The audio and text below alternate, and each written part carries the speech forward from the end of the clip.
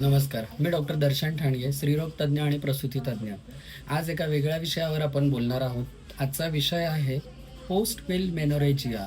Post पिल menorrhagia म्हणजे काय, की पाळी लांबण्यासाठी गोळ्या घेता एका ठराविक पिरियडसाठी आणि त्यानंतर त्या गोळ्या थांबवतो, तेव्हा जी येणारी पिरियड असते, तेव्हा खूप जास्त हेवी ब्लिडिंग होते. त्याला पोस्ट पिल मेनोरेजिया म्हणतात.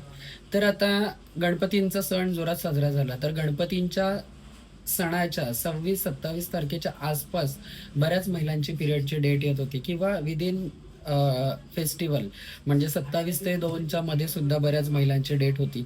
तर अशा महिलांनी 10-10, 12-12 दिवस पिल्सचं कन्झम्पशन केलंय.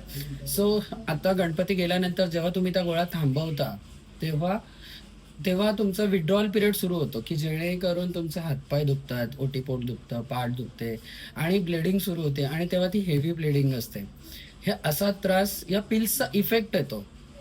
ज्या आपण पिल्स कन्झ्युम करता तुम्ही पिरियड पुढे जाण्यासाठी, लांबवण्यासाठी, त्या पिल्सचा तो इफेक्ट आहे, की त्याची ॲक्शन आहे. पिरियडच्या पिल्स ज्या घेतो त्याची ॲक्शन काय आहे, की हा जो गर्भपिशवीचा आतला थर असतो, त्याला वाढवत राहतो, जेणेकरून ते विथड्रॉल होऊन इथून ब्लिडिंग होत नाही. हे पाळी पुढे जाण्यासाठी आपण ही ॲक्शन येते गोळ्यांची. सो तुम्ही जेव्हा त्या गोळ्या थांबवता, तेव्हा इकडे जो वाढलेला थर असतो, तो अतिप्रमाणात वाढतो आणि त्यामुळे खूप जास्त ब्लिडिंग व्हायला लागते.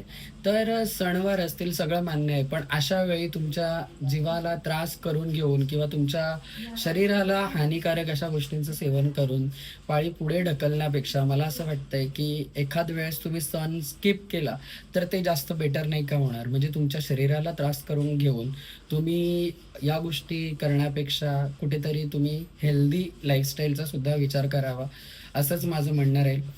आणि यापुढेही सण साजरे होतील. सण हे येतच राहणार आहेत. तुम्ही स्वतःची काळजी घेऊन सण साजरे करा, एवढंच सांगेन. Thank you.